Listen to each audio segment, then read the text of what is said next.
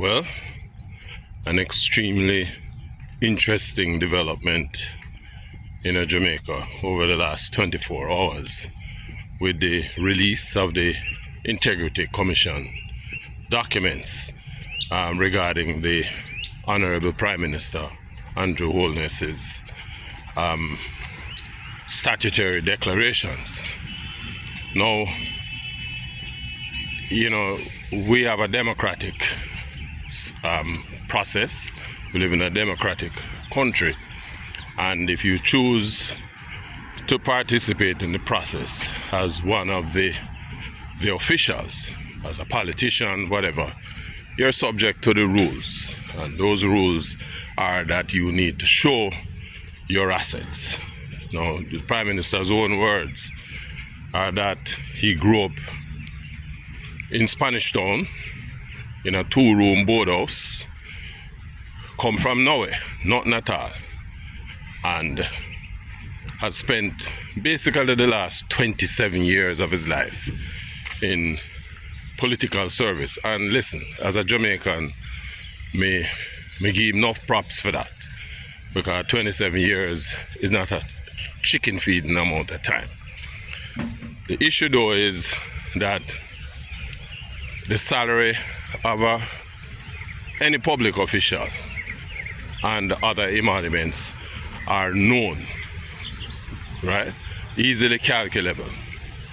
And based on the report that I saw yesterday, because I got a copy of the report, 179, I think, pages, have read through most of it.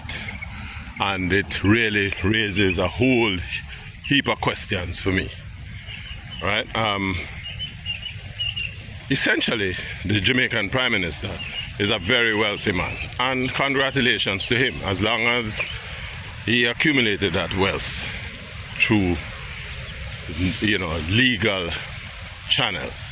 And these are questions that the answers are warranted, because you're a public official. If you don't want to answer to the public in terms of any probes that them have, then don't put yourself in any position of public office where you have to answer questions asked by members of the public.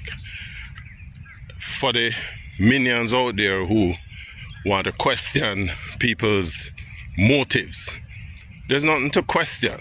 There's a process, and the process is that if you are a public official, you must submit these documents. If in the examination of these documents, it is the information is not, it doesn't explain the findings that the people make, it means that you need to provide proper answers. From what I have read, seen, there seems to have been some deliberate attempts at obfuscation, and put it in a simple word, a deliberate attempt to hide information. To, when you leave off bank accounts and so on, these are the questions that anybody who would do any kind of forensic analysis is going to do, going to have to ask.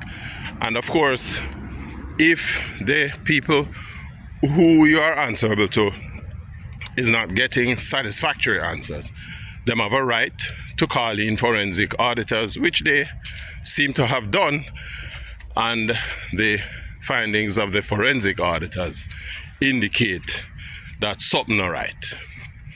The question all of this poses is, was the Prime Minister among the illicit 8 that had always been bandied about by the Integrity Commission and Dog newspaper? And so, if that is the case, who are the other 7? The report from the Integrity Commission is damning. Me not call nobody criminal, thief, or anything, All me say is that it not look good, and if the Prime Minister who has been in politics now. The Prime Minister, I think he might just about 50 years old. So it tell you, say, when he come in politics, because I remember when he came to Cockburn Pen, in that seat, 1997, he was introduced into the seat a few years earlier, and took over the seat in 1997. So technically, he has been a member of Parliament for the last 27 years. 27 years cannot explain if politics is your only source of income. Even if them pay you 20 million a year, Jamaican, it don't explain how somebody who come from nowhere, grew up in a boardhouse, 2-room boardhouse in a Spanish town, and don't have no dead left money, never win no lottery, never have no big business that you were a part of that has grown exponentially. It does not explain how you have amassed all of this wealth. And these are just the simple basic questions that me as a Jamaican and all Jamaicans should request answers to. We don't have bad mind or grudge nobody for what them have. All I say is that if you're a public servant, you're answerable to the people. And the report that I have seen have more questions. It asks more questions than answering the questions that have already been asked, right? Again, you know, I have to congratulate the PM as a public servant who go there to serve the people of Jamaica. But you need to recognize that, and the people who follow back at you, that asking these questions is not malicious, right? We live in a dangerous time now where people can fund your political activity because them have devious intentions. And so if you are in the pay of people with such devious intentions, the question that it begs is, what will you do as a reward for those monies that these people are paying you, right? In other words, is there other people behind you, and are they pulling your strings, and to what extent? That's what this kind of probity asks, right? It now tell you say you're a thief or you're in a drugs or them kind of thing. You just need to answer to the people of Jamaica. That's what a process such as this is all about. And those out there who are the minions who don't really know no better, who thanks to the way how we have under-educated our population, we don't know say that nothing wrong for people ask questions, for people to know, because, you know, if you don't know, then God help us, right?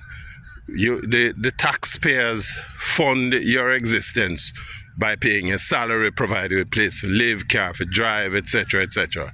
And so when them audit you, you need to answer the questions and answer them truthfully, because if you don't answer truthfully, there are going to be, well, there should be sanctions, and you shouldn't have a problem dealing with those sanctions. So, boss, people out there, are some rough questions that this whole report is producing. I say, brethren of mine, send me a copy of the reports and some letters. In fact, in one of the letters, the Integrity Commission asked the Prime Minister's wife, who is the parliamentary, the Speaker of the House, to recuse herself from the proceedings because of the proximity, her proximity to the individual under investigation. And that is a fair request, because police can't police, right? And, you know, we have to recognize that it has to have the appearance of, right, transparency. So, people, this is going to be a very crucial period, you know. I don't accuse nobody of anything. Me just simply, as a man who understand the numbers, understand the implications, and putting it out there for people to chew on, right?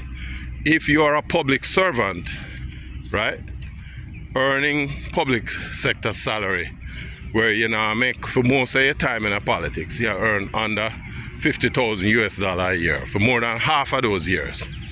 How do you then explain having a nest egg in excess of $100 million, right? And that are just the cash component, right?